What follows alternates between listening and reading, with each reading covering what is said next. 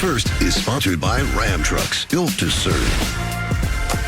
Hi, everyone. Good morning and welcome to First Things First. It is Monday. I'm Jenna Wolf. That is the Hall of Famer Cris Carter. This right here is Nick Wright. He's got a lot of notes. That means he's got a lot of things to say. To do. Good to see you this morning. Today. Good to see you, Jenna. Glad to have you back. Feel good. Feel Jenna healthy. Wolf got over the old bubonic. Is back now. It was 2 days, which is a far cry from the 7 days I took the year prior for the flu. Big show today. Flu. Chiefs All-Pro. Did he give air quotes? I hate when he gives air quotes. Chiefs All-Pro tight end Travis Kelce's going to join us. We're going to ask him about his buddy, Patrick Mahomes, how he's feeling. The Green Bay Packers, they're the team seemingly poised to represent the NFC after what we saw yesterday. And there was a lot on the line in the NFC East last night. That's where we begin this morning with Sunday Night Football. You got Carson Wentz and the Eagles in Dallas to face Dak Prescott and the Cowboys. And this was one way to break a three-game skid. Feed Zeke. That made it 14-0 in the first. Finished with 147 yards from scrimmage. Second quarter now, Dak connects with Blake Jarwin to put the boys up 21-7. Eagles trying to stay in it. That doesn't help. Wentz intercepted in the fourth, one of his 3 turnovers on the day. It's a bad day for the Eagles. Cowboys, they go on to win 37-10, and with that, they now take sole possession of first place in the NFC East. Here's Dak Prescott after the win. Feels great. Yeah, it was a great team win. The best complimentary football that we've played all year long. Offense, defense making plays, getting us on the plus side of the field, us being able to capitalize on them, being able to do that early, score touchdowns early. Something that we've been trying to get to all year long, and we were able to do that tonight. After a game like this, we all have to kind of step back, look in the mirror, especially myself. It starts with me, and this is one of those games that I take personal from that standpoint. We didn't play well, and that's personal on me. So I got to get that fixed. All right, we'll talk about the Eagles in just a second. But as far as the Cowboys are concerned, did they prove last night they're the best team in the NFC East? Well, head-to-head, if you weren't, coming into this game thinking that the Eagles were a lot better than the Cowboys, you'd have to leave thinking that the Cowboys right now, because regardless of what we thought before the season, regardless of what with their injuries, teams are adapting. And right now, the teams that we see, and that's the Dallas Cowboys and the Philadelphia Eagles, the team that I saw was a lot better than the Eagles. I don't know who the Philadelphia Eagles are. And the Dallas Cowboys, they did get good news late in the week. You could start to see Amari Cooper. They made him work out on Friday, made him go at full speed. Tyron Smith was back in the lineup. So if we look at the last year of football, when Amari Cooper is healthy and available for Dak, when Tyron Smith is healthy and available for the Cowboys, they're a good offensive football team. And you could see last night, they put everything together. Capitalized on the turnovers. It was a hard-hitting game in this fierce rivalry. Took advantage of those turnovers, creating big plays. Ezekiel Elliott was special, the way he always is in the other 4 meetings against the Philadelphia Eagles. So for me, this was a dominant performance by the Cowboys, and it was nice to see the Cowboys back at full strength, because over the last 3 weeks, we didn't know what type of Cowboys team we were going to see. It was a spectacular performance by Dallas, and finally, through 7 weeks of the season and a few months of off season where we talk about the Cowboys almost every day, I think I have finally figured the Cowboys out. I think I finally understand this team, and it is very simple. When they are at full strength, they can play with anyone, and they can look great as soon as you remove not multiple, just one of their potential key ingredients, whether that's Amari or Tyron Smith or Zeke, as we saw in the suspension. If you remove any one of those things from the homeostasis they want to be at, they're a disaster. They can lose to the Jets. They can be down 31-3 to Green Bay. But when we found out Saturday afternoon that it looks like, wait, not one, but both tackles are going to play.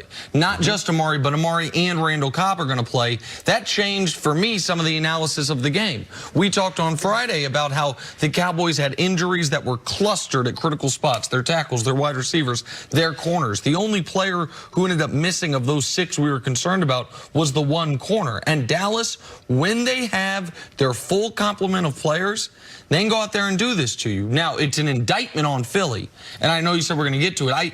Philly's a team that and I think many people just flatly got wrong about how talented are they really. But for the Cowboys, Dak played really well. Zeke, you mentioned it. He's now averaging 163 yards from scrimmage in his 5 career games against the Eagles. The Cowboys are 5-0 in those games.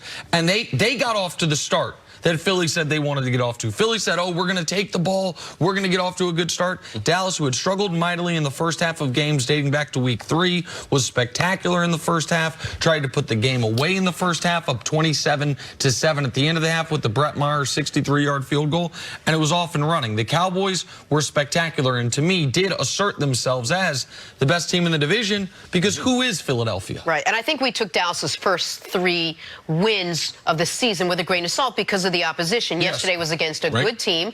They were full strength, but it was a balanced attack that you saw from the Cowboys, and as you said, it was probably the best all-around game we've seen from them. On the other side of it, you have to wonder, we talk about this identity that the Eagles seem to not have. Boy, they showed none of that yesterday. How concerned are you with what the Eagles put out there? Well, I'm concerned. I'm concerned about their offensive line that for, say, this 3-year window they've been in. We've always talked about how great they are.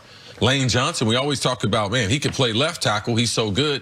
But not only do they have Peters, their left tackle, out, Johnson's not playing well at the right tackle. He got dominated in last night's game. So I'm surprised at Philadelphia because they are very, very talented. And they're only missing a couple pieces. Deshaun Jackson, we know that he's out. But would he be the answer if he was back? No, I don't think so, because their defense is not a good defense. Their linebacking core, because they have so many defensive tackles hurt, you can take advantage of their linebacking core and run the ball against them. So we knew this defense had 2 question marks, linebacking core and the secondary. Both of those are still in question. So to me, how do they get it back together, having the deepest roster that we've seen? This year is a great example. Talent is not enough in the league. If you look at the San Diego Chargers, the LA Chargers, and if you look at the Philadelphia Eagles, there's no one who's rating the rosters that would not have these 2 rosters in the top 5. But we have seen both of these organizations struggle this year. So talent this year, obviously it's not enough. Both of them do have a number of injuries, but so do a number of other teams that are managing a lot better. I would add another team to that list, maybe not in the top 5 as talent, but certainly top 5 offensive talent, the Atlanta Falcons, which right now look like one of the worst teams in football. Like, you're totally correct. The talent's not enough. And Philadelphia might be on paper a good team, but through this season, they have given no evidence of it. I think we might look back and say, wow, the outlier event of the NFL season was Philadelphia going to Green Bay and winning. That game maybe tricked us a bit on Philly, and maybe confirmation bias as far as the team that they said they were going to be, that they could be that team. But this team, Doug Peterson's trying to pull out all his tricks. None of them are working. I'll guarantee a victory. All for the first time since week 13 of 2016. If we win the toss, we're taking the ball. How'd that work out for you? And the team, and I'm hesitant to ever level this criticism, the team's effort level seems to be far lower than I'm used to. Late in this football game, they're down 20 points with 11 minutes left, and Wentz throws what I thought was maybe his best ball of the night, the deep pass to Aguilar across the field. And Aguilar, I mean, you can see it right here. Aguilar doesn't even try for it.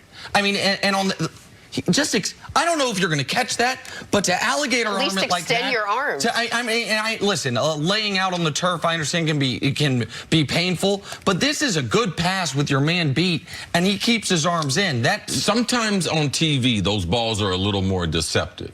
And to me, it looked like his gait was a little off, like he didn't want to pop his hamstring. So I can understand the rest of the team, but one play does not make a game. Of course. No. And that, to me, was the only reason I even wanted to show it was, to me, it was indicative of what I saw from them throughout the night. On the next drive, you had a player with an opportunity, I thought, to get out of bounds and get a first down, and just goes down. Philly, to me, right now, they are a team that is struggling with confidence, and they are struggling to figure out who they are. And you can see it where, once the beginning of that game went wrong, the 2 early turnovers, there was a bit of a waving of the white flag. They had one drive all game, and it was extended by 30 yards of personal foul penalties. They were unable to move the ball. They were unable to stop Dallas in what was their biggest game of the season. Wasn't great, but for Dallas, who did put it all together, they did look good. So time for Putting a Grade on it, sponsored by CarMax. Ezekiel Elliott, he had a big game last night. The game we've been waiting for, 111 yards and a touchdown on the ground to go along with 6 catches for 36 yards through the air.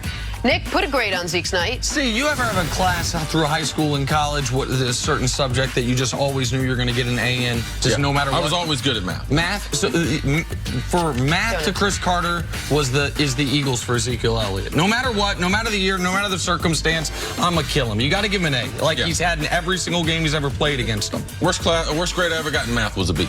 Well, he's never even had that against the Eagles. Z is exceptional. I think because he missed training camp, this is the best game, because look how many times he made people miss. Look how more explosive he looked on the edge. He even took people to the sideline, then cut back into traffic. I think an A+. This is the best game I've seen him.